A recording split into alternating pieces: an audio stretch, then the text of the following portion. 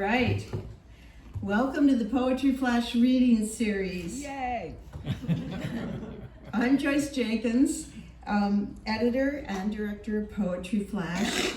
Today we are delighted, absolutely delighted to present Joseph Millar celebrating his new book, Shine, and his birthday yesterday. And Dorianne Laux, whose new books are Life on Earth, Poems, and Finger Exercises for Poets, a craft book, an amazing craft book. We have their books available here for purchase and signing after the reading. You can also purchase them at bookshop.org/shop/poetryflash for an alternative to Amazon. Please visit poetryflash.org for reviews and future events. Videos of this event and all of our events are posted on the Poetry Flash YouTube channel. To join our email event list, see poetryflash.org or sign up here on our analog clipboard. To keep all of this going and more, we are always very grateful for your support. No contribution is too small. To reach our online donation page, should you ever get the whim to do that, please visit poetryflash.org/give. Thanks to the Art House Gallery and Cultural Center and Harold Adler, who you just met. Support Art House. And thanks to Stephen Bunza and Robin Sierra from Poetry Flash. Okay, now, Joseph Millar. This is the new book. His new poetry collection is Shine. David St. John says, "The difficult grace of dailiness and the defiant resilience of the spirit have always been at the heart of Millar's poetry. Book by book, line by carefully carved line, Millar has been writing the finest poetry about work and material presence in our world since those of his exemplar, Philip Levine. His previous poetry collections include Overtime, finalist for the Oregon Book Award, Fortune, Blue Rust, Kingdom, and Dark Harvest, new and selected poems. His poetry has appeared in Plowshares, Tri-Quarterly, The Southern Review, American Poetry Review, and more. He's won a pushcart, fellowships from the NEA, National Endowment for the Arts, Guggenheim. Joseph Millar sets a mood with his endings. The slowed down approach, his slowed down approach, shift his poems, give us the wide angle view of human affairs. He sees into our distances. His poems build with knowing, steady recognition to the shine." Joseph Millar.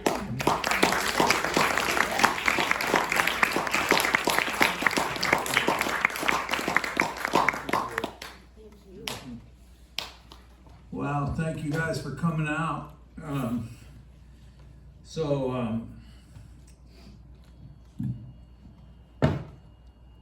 I got my family here. I turned 80 yesterday.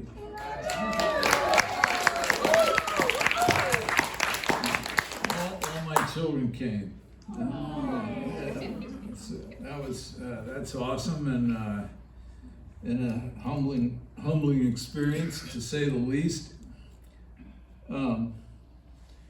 So I have some poems in here I have a poem about aging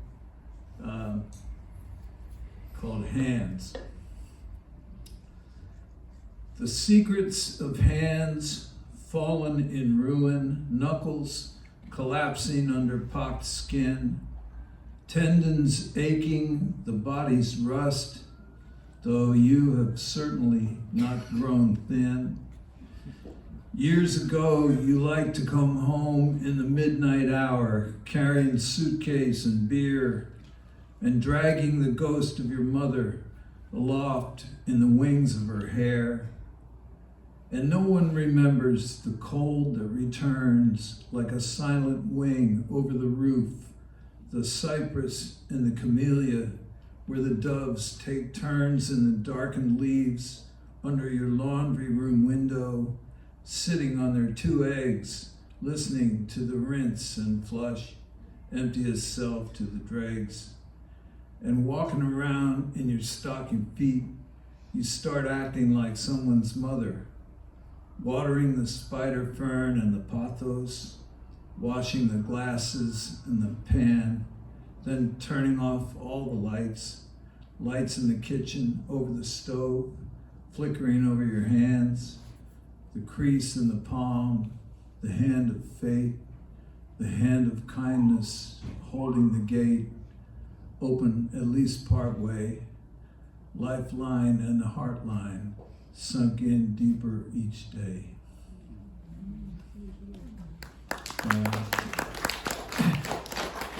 That's very kind. You guys, you don't have to clap after each one, because then, sometimes I'm going to read one that you don't like so much. And then I clap. I start feeling bad.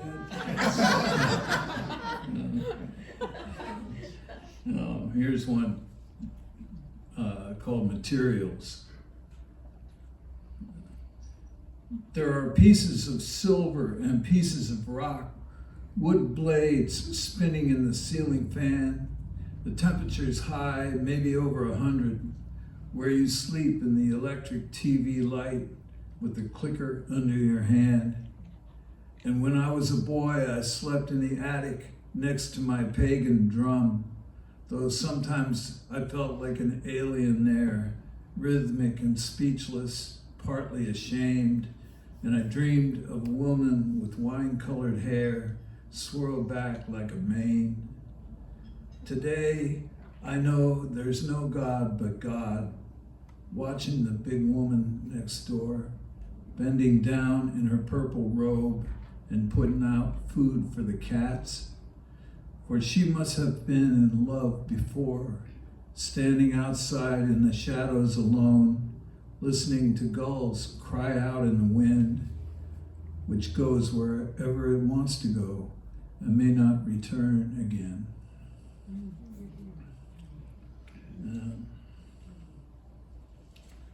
Let's see. So I just thought I would come in here and read kind of every which way, whatever I wanted in whatever order, and then I get in here and I think, oh man, I should have just made the nice, set, what do you call it, set thing. This is a poem called Amends.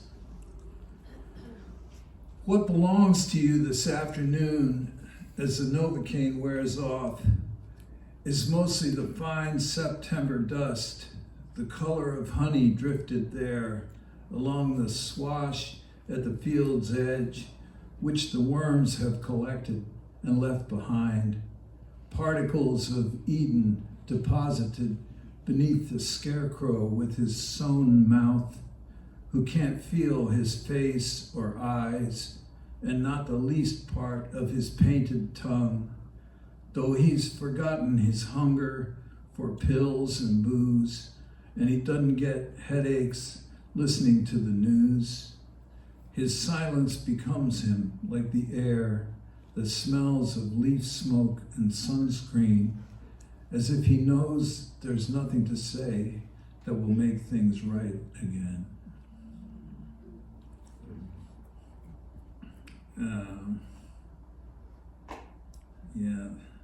This is a poem for my brother Chuck, called Blessed with Work. It went okay trimming the bushes growing over the back porch and stairs of the house where my brother's widow resides. The mimosa and ivy he left behind, thin rain spattering the windows nearby. It can feel hopeless being somebody's father, but it's all right being somebody's brother. For brothers are born and they rise up in time, and sometimes they never learn to sing. Though on a day like this in the early spring, we were blessed with work which we loved together like roots in the backyard dirt. They keep pushing deeper and farther below where the sun doesn't reach and the light doesn't show. But the roots never mind. They never left Eden. They think of work as a second heaven. Their eye is single. They think without words. They don't need a gun and they don't need a sword.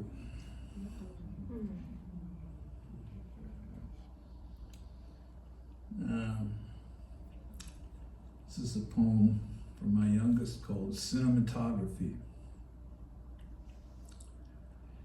Before you were born, the wily Sphinx, with its wide open busted face and eye, rose high over the desert land.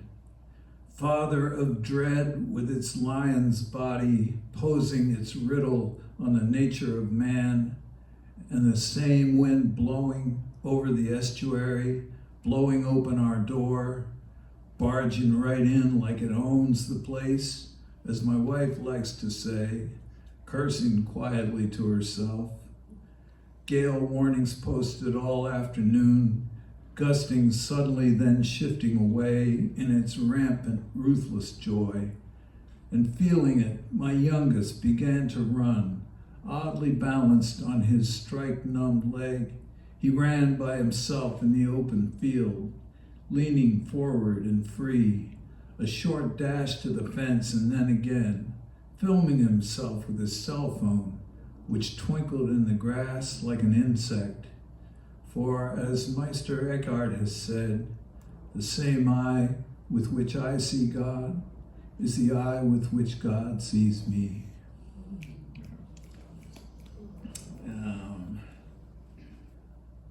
Okay, well, I don't want to stay up here too long because my wife's coming, and you know, she's a force of nature. Here's one called Waiting on the Poem. Sometimes when I'm writing, I like to sit up straight in the quiet, imagining a large rhododendron plant, like the ones that grow in Oregon, pushing its blue flowers out over our backyard thistles and dandelions, where the crows will gather for decades to come, to violate the stillness with their sudden voices, waiting to be fed peanuts in the shell at the hand of my wife next to the broken stairs. And sometimes I think of the Arab forms and the troubadours of Provence, Arnaud Daniel and Bernard de Ventadour composing for the unattainable muse, some distant sideways lady of the castle, Eleanor of Aquitaine, Marguerite de Touraine, Sestina and Obad in their rhythms and stress, vernacular music passed down the line. It's a long time till it gets here, to you and me, little voice.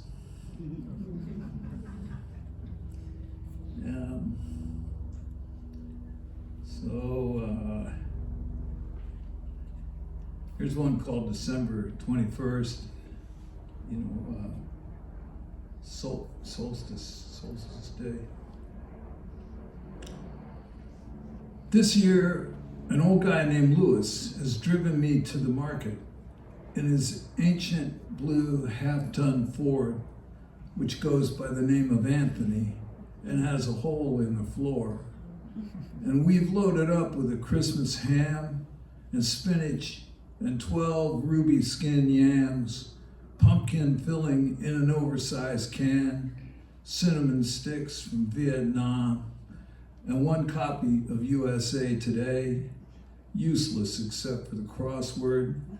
For today is the winter solstice, winter to half the earth, shortest day, longest night, here in the quiet north, under the moon and Venus above, Saturn conjunct with Jupiter, where no one needs to anxiously hope or endlessly seek for love, though we can write down a solstice wish and throw it into the fire and peel an orange in the darkness.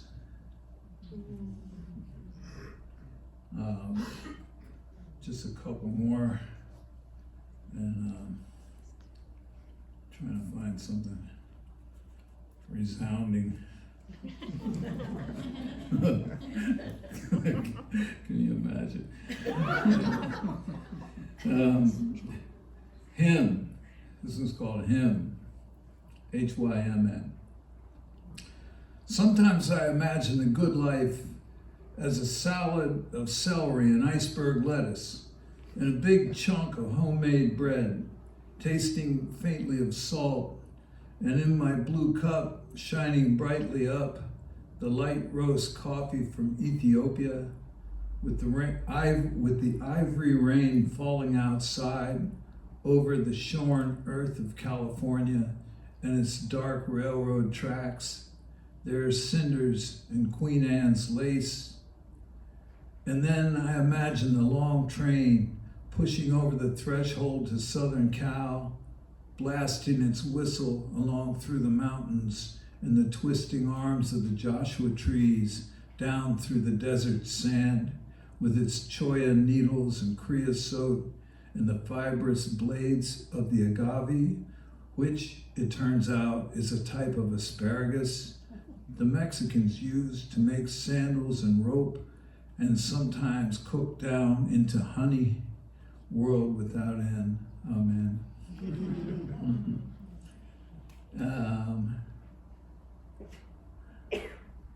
Yeah, this one is called Immersive.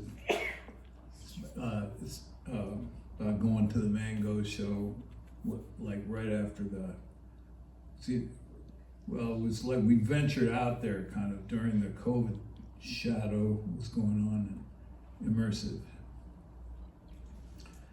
I meant to be talking of the huge cargo ship jammed in the throat of the Suez Canal, which the full moon's tide lifted free this morning, and also the spring's rare butterflies jagging along the back fence, and my neighbor's accordion music seething under the door, and the ways I can't pay attention for long, and the value of common sense.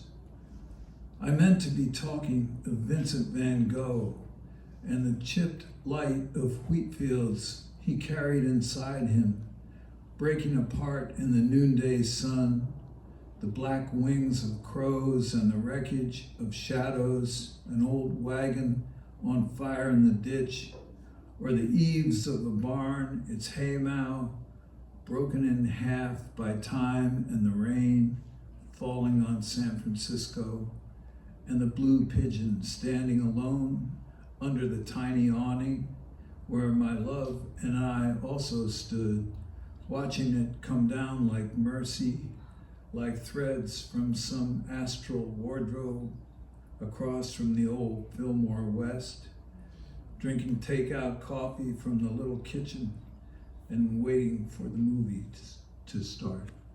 Thank you.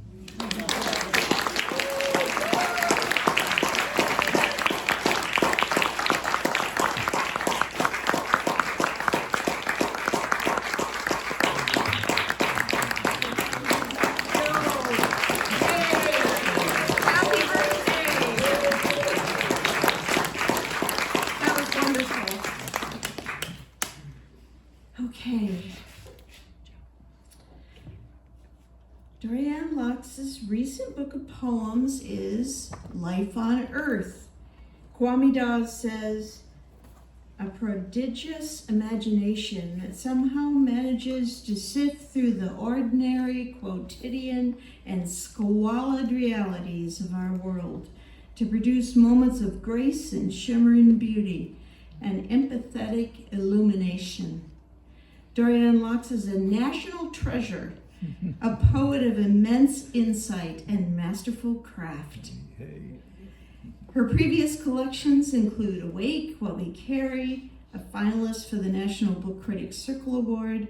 Smoke, Facts About the Moon, The Book of Men, which received the Paterson Poetry Prize, and Only as the Day is Long, New and Selected Poems, a finalist for the 2020 Pulitzer Prize in Poetry. She's a co-author of The Poet's Companion, A Guide to the Pleasures of Writing Poetry, and she's authored a new book in that vein, Finger Exercises for Poets, that we have over here. Dorianne Laux is a vivid talent. Her poems hone in on details and build to epiphanies, a flourish, a handstand that cut to the heart. Dorianne. Hey, hey, hey. Hey, hey.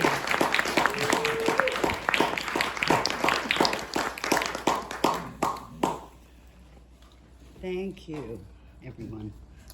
And thank you, dear Joyce.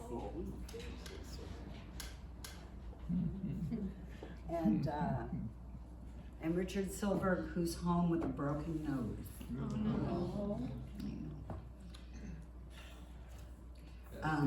And I've been with Poetry Flash since the beginning. The very beginning. I remember you sitting in the Flash office trying to think of the title for this book. A long time ago. Yeah. And I would, deliver poetry flashes to people's homes or the businesses around town. We'd put them in the trunk of the car and just, deliver them everywhere. And I would help Joyce with layout or, get us a cup of coffee. I was just the all-around helper, at Poetry Flash. And I loved it. I just loved coming there. I loved Joyce and Richard. And Cody's was kind of my second home. I was right down the street, from Cody's, so it was an easy walk.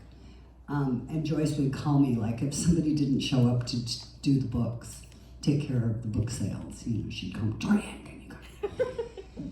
And I'd come, and one time I came down, and it was Philip Levine was reading, so I was going to come anyway, but, she wanted me to do the book table, so I did. So after the reading, I'm sitting at the table, and I'm selling people books, and they're like, and a lot of people are coming up and saying, can I just borrow the book for the reading? And I said, we prefer that you buy the book, which you can do if you just walk downstairs and pay for it and then come back. And surprisingly, very many people just wanted to borrow it. I'm like, no. No, as Mick Jagger would say. And then finally some guy came up and he said, can I borrow this book for the reading? I said, I'm sorry, but you'll have to go downstairs, purchase the book, and I'm sure Mr. Levine will be happy to sign it for you when he's finished reading. And he said, I am Mr. Levine. I said, oh, well then please be my guest. That was my first introduction to poetry. And he still liked me. So this is my latest book, Life on Earth. And Mary Ruffley was the second Pulitzer finalist. There are only two. And so she was my partner, in that. And we talked to each other on that day. And so I feel really like it's a full circle that in my next book, I have a quote from her that begins the volume. And she says, I began writing because I had made friends with the dead. They had written to me in their books about life on Earth. And I wanted to write back and say, yes, house, bridge, river, hair, no, maybe, never, forever.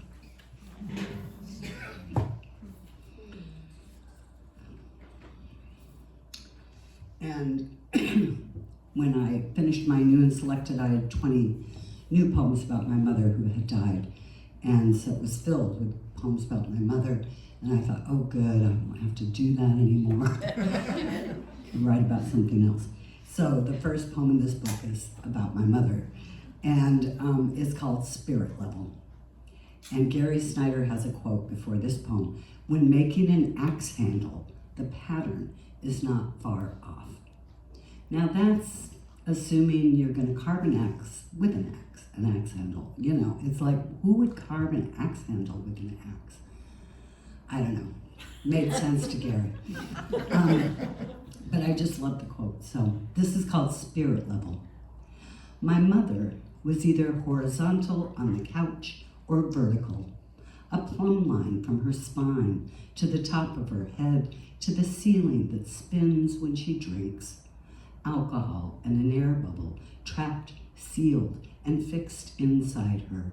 Her face carved from wood, a tear gliding slowly down the curve of her cheek. My mother was once a spirit in this world. Once she breathed for me, above me, beside me, behind me. Now I feel her warm breath on my neck, summer nights, peering over my shoulder as I write every poem, whispering, "Let me in." I let her in. I remember every time she picked me up or set me down, put me to bed or woke me from dreams. And now I see how my whole life has been a dream, one she built for me from the ground up. Her daughter, my mother, the axe, beautiful tool with which she shaped me. A house much like the one she lived in, but smaller, fewer rooms, a tiny, unusable attic, and a cluttered basement. I let her in, like she let me in. She became my carpenter, stonemason, and bricklayer, piling me up, cell by cell. The blade that shaped my legs, my arms, my surveyor, millwright. She used herself as a template. Her genes tough, her organs elastic, her eyes and nose, forehead and mouth. And when her body, from which my body was made, was slipped into the hot retort, I burned too. She refused the beveled casket, the oiled mahogany box, last drawer for the dead, wanted only the fury of fire, the blue-white flames unmaking her with their licking tongues. House her grandmother built, and her grandmother before her, all of them giving what they had been given, the hardwood floors, staircases and banisters, their deepest cupboards, their heavy doors flung wide so the breeze I would be could blow through.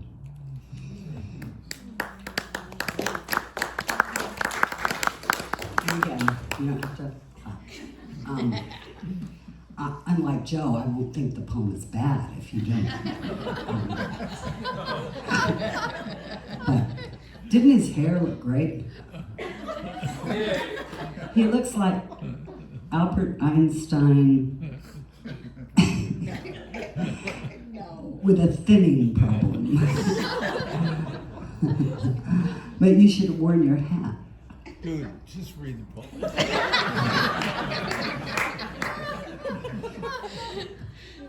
Okay, so this is a poem called The Thermopolium, and I don't know if anybody can pronounce that. I can't, but that's how I'm pronouncing it, the Thermopolium. And it was an ancient snack stall that they uncovered in Pompeii.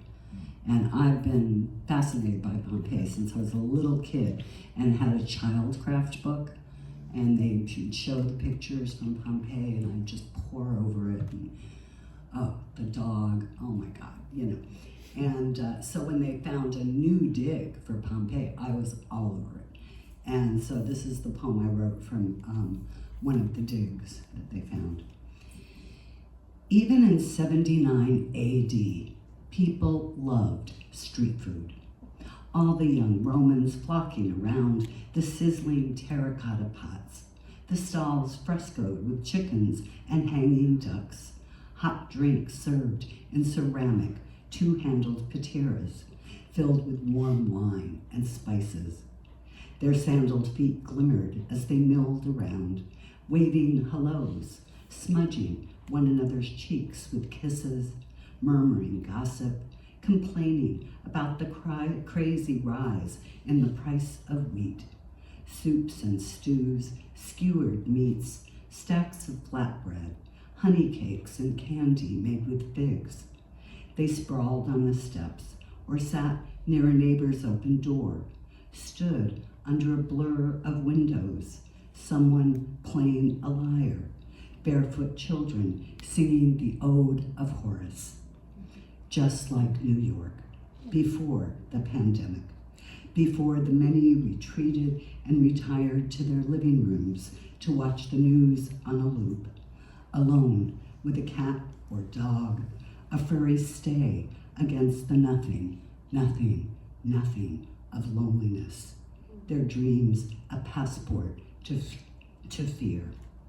I used to see the excavated people of Pompeii, frozen in time, curled in sleep or kneeling, a couple fucking, though there is one of a possible father, propped in what looks like an easy chair, a mother bouncing a child on her lap, as if they decided in their final moments to be happy, to go into the afterlife covered in ash, buried alive by joy.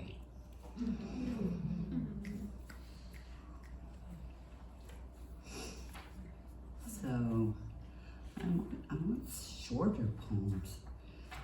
I tend to write longer poems, especially when I get going on WD-40. What did you want me to read, Annie? This one. Maybe that's a short poem. It's shorter. Huh? It's shorter. Where did I put it? How to sleep. Yes. Yeah, sure. How to sleep. This is a little primer for those of you who can't. Let your mountainous forehead, with its veins of bright ore, ease down. Let the deep lines between your brows flatten. Unruffle the small muscles below your temples, above your jaws. Let the grimace muscles in your cheekbones go. The weep muscles sealing your eyes. Die into the pillow, calm in the knowledge that you will someday cease. Soon or late, late or soon, the song you're made of will stop. Your body played out, the currents pulsing through your brains drained of their power, their purpose, frizzling out through your fingertips, private sparks leaping weakly onto the sheets where you lie breathing and then not breathing. Lay your head down and relax into it. Death, accept it. Trick yourself like this. Hover in a veil of ethers. Call it sleep. And then I'll just read the one next to it. It's a little bit funny. Timing. Timing. Woody Allen says it's everything. I say it's nothing. Can't touch it, wear it, hold it up between your fingers and shake it like a napkin. Timing is what you have when you don't have anything else. A felicity with the wine list. A joke that hits the bullseye in the spongy marrow of a funny bone. Or death. That takes timing too, to elude. You must bend to pick up the fork you nervously, clumsily dropped, so the bullet that whizzed through the wall from the shop next door, where a man of few words was holding up a terrified clerk, lost his balance for a moment and the gun went off. The bullet marked to end the next thought in your roundly specific head, sailing straight through the window, shattering the harmless glass, nicking the letter D on the marquee across the street.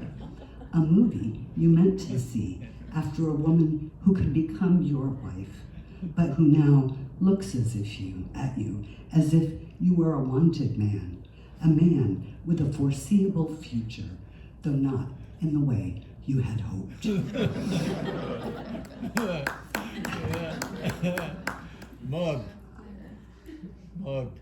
Mugged? Yeah. Now I'm getting a request. I always wanted to be a rock and roll singer, that gives you requests. But I gotta be a poet. This is Tony Poglin, who's a great friend of ours, and we loved him dearly. And we would talk with him, and I'd always tell him the poets I didn't like. I don't know why. And Tony would go, no, I mean, they're not bad, and he would kind of stand up for him, and which I admired, but pissed me off. But, and so we used to have these conversations, along with many other things. But one day in the mail, I got this little poetry chapbook handmade that he had made for me. And so the caption for this poem, Mugged by Poetry, is for Tony Hoagland, who sent me a handmade chapbook made from old postcards called Oh My God Poetry, with a whale breaching off the coast of New Jersey and 7 of his favorite poems by various authors typed up, taped on, and tied together with a broken shoelace. And I still have it. Yes. Reading a good one can make me love the one who wrote it, as well as the animal or element or planet or person the poet wrote it for. I end up as I always do, flat on my back like a drunk in the grass, loving the world. Like right now, I'm reading a poem called Summer by John Ashbery, whose poems I never much cared for. And suddenly, in the dead of winter, there is that sound like the wind forgetting in the branches that means something nobody can translate. I fall in love with that line, can actually hear it, not the line, but the wind. And it's summer again, and I forget I don't like John Ashbery poems. So I light a cigarette and read another by Zbigniew Herbert, a poet I've always admired but haven't read enough of, called To Marcus Aurelius, and begins, "Good night, Marcus, put out the light and shut the book, for overhead is raised a gold alarm of stars." First of all, I suddenly love anyone with the name Zbigniew.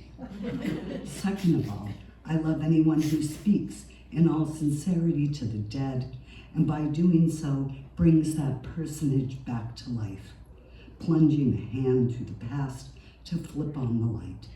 The astrophysics of it just floors me. Third of all is that gold alarm of stars. By now, I'm a goner. And even though I have to get up tomorrow at 6 a.m., I forge ahead and read God's Justice by Anne Carson, another whose poems I'm not overly fond of, but don't actively disdain. I keep reading one line over and over, hovering above it like a speckled starling, spying on the dragonfly with turquoise dots all down its back, like Lauren Bacall. Like Lauren Bacall. Well, hell, I could do this all night. I could be in love like this for the rest of my life, with everything in the expanding universe and whatever else might be beyond it that we can't grind a lens big enough to see. I light up another smoke, maybe the one that will kill me, and go outside and listen to the moon scalding the ice trees. What, I ask you, will become of me?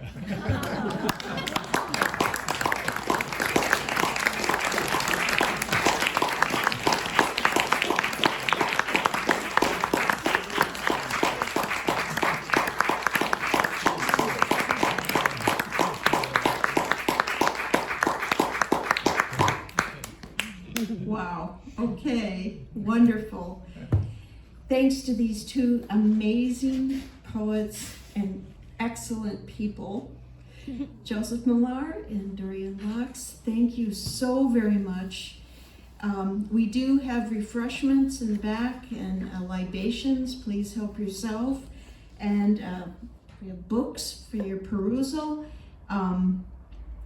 I want to remind you, if any of you are going to AWP in Los Angeles, we'll be there, booth 367. Come say hi. It'd be great to see you. And I just want to show you, we have a few copies of Awake. Now, Awake is the book that Dorianne was referring to. It's her first book. She was in the Poetry Flash office and she was thinking, what should I call it? What should the title be? I'm really glad she called it Awake. There's a poem in here, China. You were thinking of calling it China. But Awake was the right title. And the foreword's by Philip Levine. So it's a wonderful book. If you haven't read it, it was republished in 2013. So that's what this edition is. Thank you so much for joining us today. And, Thank you, Joyce. Thank you, Joyce. Thanks for everything.